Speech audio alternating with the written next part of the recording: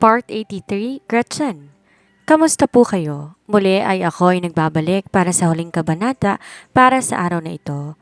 Sa mga new listeners, ako nga po pala si Sandra, ang inyong makakasama araw-araw dito sa Ashlon TV. Sana'y mag-enjoy kayo sa pakikinig gaya ng mga solid listeners natin dito. Huwag niyo pong kakalimutang mag-iwan ng komento sa kwento natin ngayong araw. Simulan na po natin at salamat po. Anong oras na? Malamig na tanong na Demetrio kay Jomar. 6:00 na po ng gabi, Master Colin. Pigil naman ni Jomar ang kanyang paghinga. Ayon sa schedule, may isang importanteng kliyente na dapat dumating na ng mga oras na yon. Subalit lumipas na lang ang ilang oras, hindi pa to dumadating. Kahit naiinis na si Demetrio sa pagkakadelay na naturang meeting, di niya magawang tuluyang magalit dahil may malalim na relasyon si Mr. Isolde kay Grandma Hermania. Lihim namang napabuntong hininga si Jomar. Mukhang hindi yata aalis si Master Colin sa conference room hanggat di dumadating ang kamiting nito. At ibig sabihin lang nun, mananatili din siya sa tabi nito at hindi makakauwi ng maaga. Subalit bago pa man dumating si Mr. Isolde, isang mensahe ang dumating sa personal number ni Demetrio. At ilang sandali lang, tumayo na ang lalaki. "Let's go home." Aniya at nauna nang lumabas ng conference room. Pinanood naman ni Jomar ang kanyang boss na parabang nagkukumahog ng makauwi. Lihim siyang napangiti. Mukhang may magandang resulta yata ng mga bagay na itinuro niya sa kanyang boss. Sa susunod pala kung gusto niyang umuwi ng maaga, dapat si Miss Miranda ang pagdasalan niya para umuwi din ng maaga si Master Colin. Napagpasyahan ni Gretchen na magluto ng masarap na ulam pagka-uwi niya ng apartment. Habang nagbibihis siya, aksidenteng nahulog ang isang nakatuping papel. Nang buksan niyang papel na pagtanto niya na ang kanyang pregnancy test report. Humugot siya ng hangin bago napatingin sa kawalan. Nitong mga nakarang araw, maganda naman na naging relasyon nila ni Demetrio at mukhang seryoso naman to sa kanya. Siguro panahon na para pagbigyan niya ito. Nasa kalagitnaan siya ng paghahanda ng kanyang lulutuin nang dumating sa Demetrio. Agad tong dumiretso sa kusina nang makita siya. Nagulat pa siya nang bigla na lang tong lumapit sa kanya at tinalikan siya sa noo. Nandaki ang kanyang mga mata, subalit kaswalang kilo sa Demetrio na para bang normal lang ang ginawa nito. "What will you cook?" Naparunok siya para pakalmahin ang sarili niya bago sumagot. Buttered shrimp and seashells. Kumakain ka ba ng ganito?"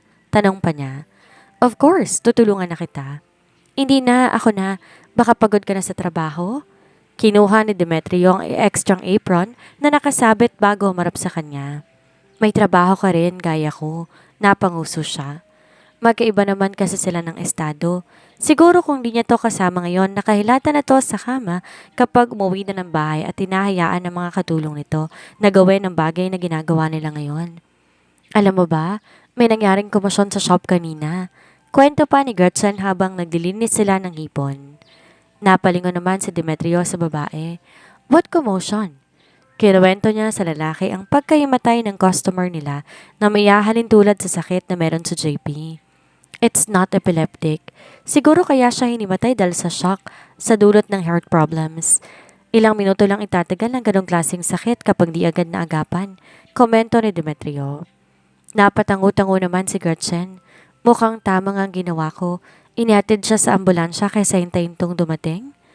Mabilis na nagsalubong ang kilay ni Demetrio sa sinabi ng asawa niya. Did she engage herself into trouble again like what she always do? Paano na lang kung may nangyaring masama sa matandang yon at sisihin ka pa ng pamilya nila? Naiinis niyang tanong. Minsan may disadvantage din ang kabaitan ni Gretchen. Matanda na siya tapos nais niya pang ibili ng regalo ang asawa niya. Kaya naisip ko na mabuti ang pamilya niya at di mangyayaring iniisip mo. Nakangiti niyang tugon. Sandali siyang natigilan pero maya-maya lang umangat ang sulok ng kanyang labi.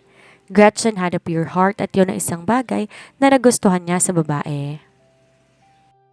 Matapos malinis ang hipon, nagpresenta si Demetrio na siya na ang maglilinis ng mga gulay na lulutuin ni Gretchen. Di naman nagreklamo si Gretchen at hinayaan ng lalaki. Mukhang magagamit niya ang obsessive-compulsive disorder ni Demetrio dahil sigurado siya malinis na malinis ang lahat at safe na kainin. At higit sa lahat natutuwa siya na willing tong matuto sa lahat ng bagay. Mula nang sumagi sa isipan niya ang matandang lalaki kanina, sana hindi magbago ang nararamdaman ni Demetrio sa kanya kahit pa lumipas sa ilang taon at tumanda na sila. Agad siyang kumilos at tiniyo ang kanyang kamay bago nagsalita. May kukunin lang ako sa kwarto ko, Demetrio. May ibibigay ako sa'yo. Para sa kanya, isang malaking hakbang ang gagawin niya. Pero kung nais niyang maisaayos ang lahat, kailangan niyang masabi sa lalaki ang sekreto niya at handa siyang maghintay kung kailan ito sasabihin ang totoong pagkatao sa kanya. Binuksan ang closet niya at kinuha ang pregnancy test report, tsaka excited na lumabas ng kanyang silid. Sinadya niyang magluto ng masarap na putahe ngayong gabi bilang pasasalamat sa pag-aalaga nito sa kanya noong nakaraan at bilang paghingi na rin ng paumanhin dahil siyang dahilan kung bakit ito na ospital. Pero mukhang magsisilbing munting salo-salo ang mga niluto niya dahil may mahalagang balita siyang nais i-anunsyo. Isa pa, mabilis lumaki ang kanyang tiyan at darating ang araw na hindi niya na maitatago pa kay Demetrio ang katotohanan. Ikalawa, mabait si Demetrio at mahal siya nito. Sigurado siya na magiging mabuting ama ang lalaki sa anak nila. Maayos din ang pagkasama nila at di naman niya may pagkakaila na gusto niya ang lalaki, kaya bakit hindi niya susubukan? Demetrio! Excited niyang tawag sa lalaki nang nakarating siya sa kusina. Subalit agad napawi ang kanyang ngiti nang makitang nagmamadaling hinubad ng lalaki ang apron nitong suot. Anong nangyayari? Nagtataka niyang tanong. Sorry Gretchen, may kailangan lang akong asikasuhin na importante. Sagot nito. Sa pag-aakalang tungkol sa trabaho ang sinasabi ni Demetrio, mabilis siyang tumango. Okay, ingat ka sa daan. Nag-aalangan pa siya pero malamaya lang, inabot na niya sa lalaking papel na hawak niya. Para sa ito, Demetrio? Tinanggap naman to ng lalaki. What's this? Anito at takbang bubuksan ang papel, pero nang maalala siya ay tinago niya sa suot niyang suit ang bigay ni Gretchen. I'll be back soon, okay? Paalam pa nito. Napansin ni Demetrio na may importanteng sasabihin si Gretchen sa kanya pero nais niyang makapag-usap sila ng masinsinan at walang istorbo gaya ngayon. Pagkababa niya ng apartment, naroon ang kanyang sasakyan na naghihintay sa kanya. Agad na sinabi ni Demetrio ang address na pupuntahan nila na makasakay na siya sa loob. Mabilis namang tumalima si Jomar at binaybay na ang daan. Lihim na napasilap si Jomar sa kanyang boss sa likuran. Makulimlim ang ekspresyon sa mukha nito at parang tensyonado. Nakaramdam siya ng pag-aalangan pero di niya mapigilan ang sariling magtanong. Master Colin, tungkol na naman po ba ito kay Miss Bianca? Sinulyapan lang siya ni Demetrio at hindi sumagot pero sapat na yun sa kanya para malaman ko sinong pake nila. Master Colin, hindi naman sa nangialam ako ha pero may asawa na po kayong tao. At kahit na wala pa po kayong asawa, hindi ba't dapat umiwas kayo sa mga taong kagaya ni Miss Bianca? Napasimangot si Demetrio. Kanina habang nasa kusina sila at naghahanda ng hapunan kasama si Gretchen, tumawag si Bianca sa kanya pero hindi niya to pinansin hanggang sa ibang numero na ang tumatawag sa kanya. Maingay ang paligid at magulo. Parang nasa loob ng isang bar si Bianca. Lasing ka na, Bianca. Tawagan mong kapatid mo at umuwi ka na. Malamig niyang turan at takmang papatay ng tawag nang marinig niya ang sigaw at iyak ni Bianca. Hey, miss, let's have a drink? Ani ng isang di pamilyar na boses. Napakamaldita ng babaeng to, pare. Patikimin natin to ng malupit para magtanda at umamo. Dagdag pa na isa, kasunod na isang malademonyong tawa. Don't touch me, you prick! Sigaw ni Bianca na para bang wala tong kalaban-laban. Colin, help me! Dagdag pa nito sa nanghihinang boses. Sinabi nito sa kanyang address ng bar. Narinig pa niya ang mga malalaswang salita binitawan ng mga lalaki sa kabilang linya kasabay ng iyak ni Bianca. Kagayang-kagaya yon sa nangyari 3 taon nang nakakaraan. Humigpit ang kapit ni Demetrio sa cellphone niyang hawak at bumalik na sa kasalukuyan. Hindi pwedeng maulit ang nakaraan. Don't talk too much and just drive, Jomar.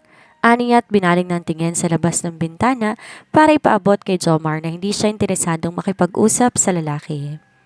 Wala nang nagawa pa si Jomar kundi manahimik na lang pero hindi ang isipan niya. Bakit parang may utang na daob pa si Master Colin kay Bianca? Dapat hindi na nito papansinin ang tuluyan si Bianca ngayong may pamilya na ito. Kapag hindi nag-ingat si Master Colin, magiging dahilan lang to nang hindi nila pagkakaintindihan ni Miss Miranda sa hinaharap. Nang makapasok na sa loob ng bar si Demetrio, agad niyang hinanap ang kinaroroonan ni Bianca. Ilang sandali pa isang amoy alak na katawan ang bigla na lang sumugod sa kanya. Iyak ng iyak si Bianca habang nanginginig ang buong katawan ng babae. Sino man ang makakakita sa sitwasyon ngayon talagang maaawa sa babae. Mabutit dumating ka na, Colin. Nilibot ni Demetrio ang tingin sa buong paligid. Maraming tao sa loob ng bar at karamihan mga kabataang lasing na. Subalit ang pinagtataka niya, hindi siya nakakita ng kahit isang kahina-hinalang tao sa loob. Nang marinig nilang may darating para iligtas ako, natakot sila, tumakbo palayo sa akin pero alam kong hindi pa sila nakakalayo.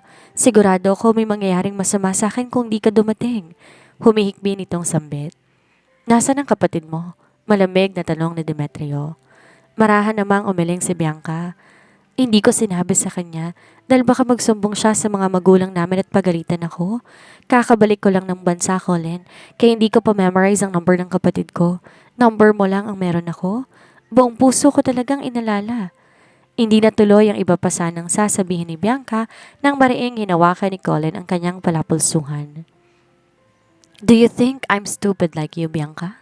Namilog ang mga mata ni Bianca kasabay ng pag-awang ng kanyang mga labi. Anong ibig mong sabihin, Colin? Isang malamig na titig ang pinukol ni Demetrio sa kaharap niya. Your driver outside is arranged by your manager, kaya magre-report yan kung anong nangyayari sa'yo. Kung may hindi magandang sitwasyon na kakaharapin mo, tutulungan ka niyan. Pwera na lang kung sinabi mo sa kanya na nasa maayos kang kalagayan ngayon. At ang manager ni Bianca tauhan ni Anthony, kaya malamang hindi ito masusuhulan ng babae. At isa lang ang napagtanto niya. Bianca isn't in danger tonight like what she told him. Magkanong binayad mo sa mga lalaki yon para umarte? Naniningkit ang mga matang tanong ni Demetrio. Bahagya namang kinabahan si Bianca.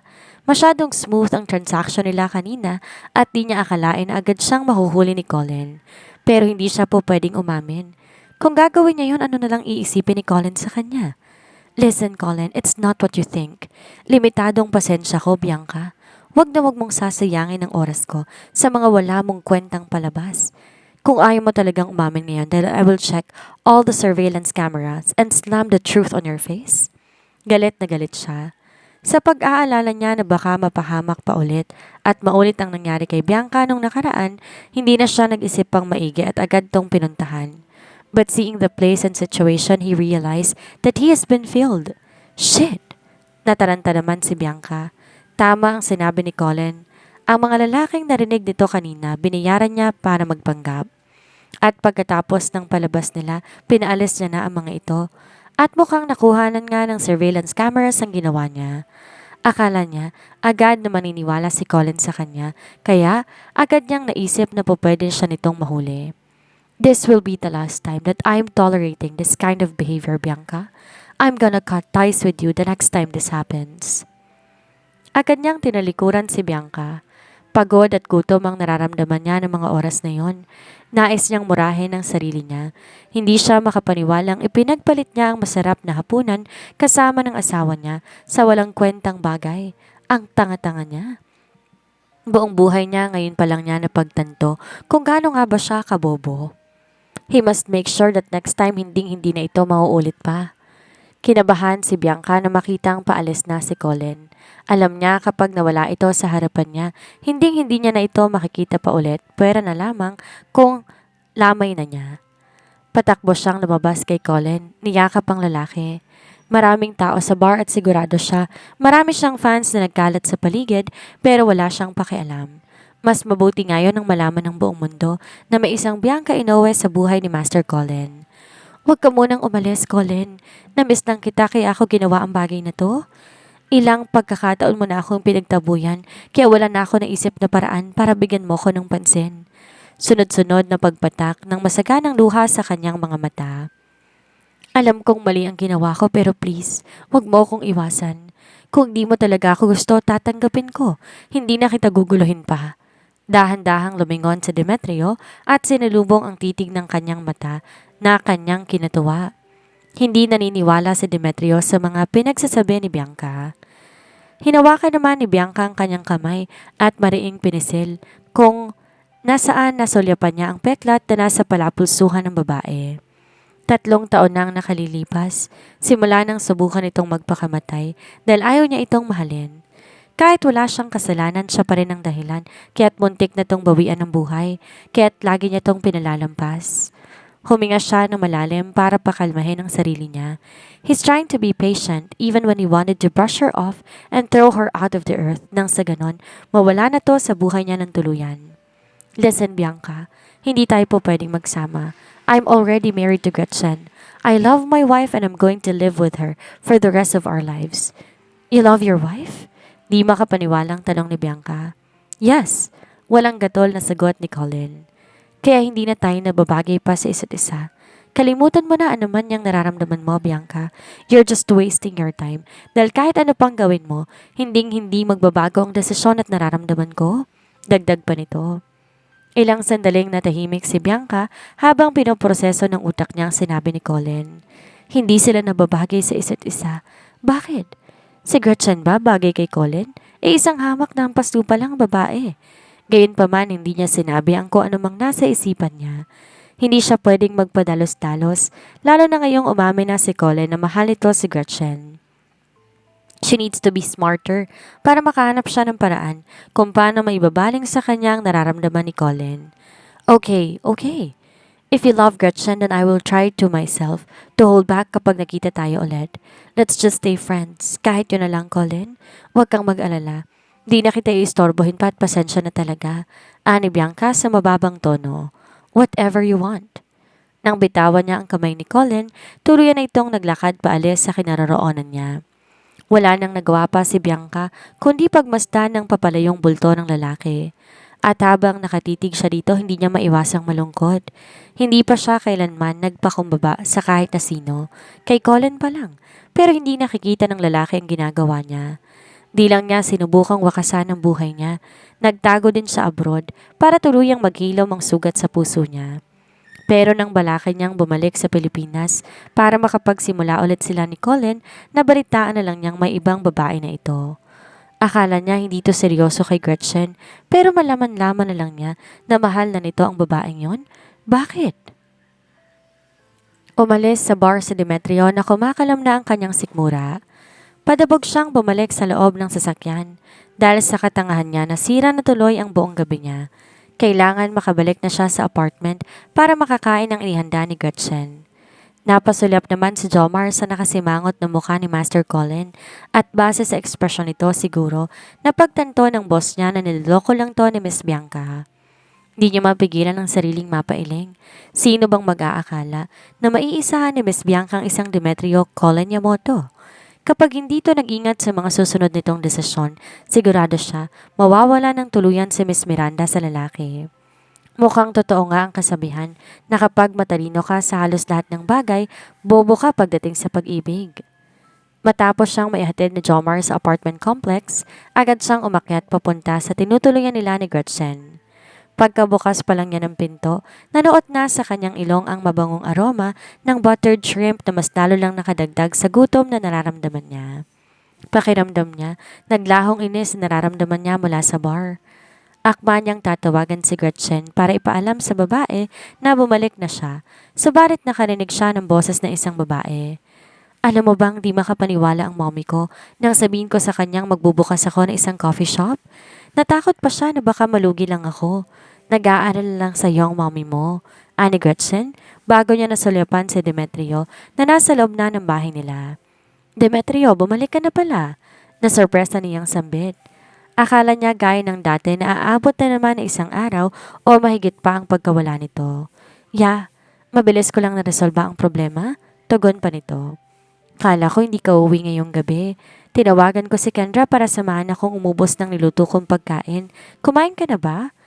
Wala nang laman ang bowl na may seafood porridge. Nakapile na rin ang balat ng seashells at shrimps na kinain nila. Dahil ginanahan silang kumain, naubos nilang lahat at wala nang natira pa, kahit kaunti. Tanging kanin na lang. Umawang ang mga labi ni Demetrio sa napagtanto niya. Baboy ba tong kaibigan ni Gretchen? Bakit inubos nila lahat ng pagkain? Nagmamadali pa naman siyang umuwi dahil alam niya masarap ang pagkain at balak niyang makasalo sa hapunan ng asawa niya. Tapos wala na pala siyang maaabutan? What the hell? Pero sa kabilang banda, kasalanan din naman niya. Hindi siya nagsabi kay Gretchen na dito siya kakain, kaya't wala siyang ibang masisisi kundi ang sarili niya. Napalinok siya. Tapos na akong kumain sa labas. Pagsisinungaling pa niya. Marahan namang hinaplos ni Kendra ang tiyan nito bago siya pinukol na isang makahulugang titig. Ang sarap talaga ng luto ni Gretchen. Mas magaling pa siya sa cook namin sa bahay. Sayang lang at may ibang hindi nakaka-appreciate ng luto ng kaibigan ko at mas pinili pang kumain sa labas. Buntong hininga nitong sambit. Sa narinig niya, mas lalo lang sumama ang loob niya. Siguro ito ang karma niya dahil mas inuna pa niya ang walang kwentang bagay kaysa sa asawa niya at sa luto nito. Dito na po muna tayo nagtatapos para sa araw na ito. Sana'y naibigan ninyo ang ating natapos na kabanata. Bukas magkita-kita po tayong muli. Huwag niyo pong kakalimutang mag-iwan ng komento at mag-subscribe na rin sa mga bago nating kapamilya ng munti nating channel. Mag-ingat po tayong lahat. Salamat po.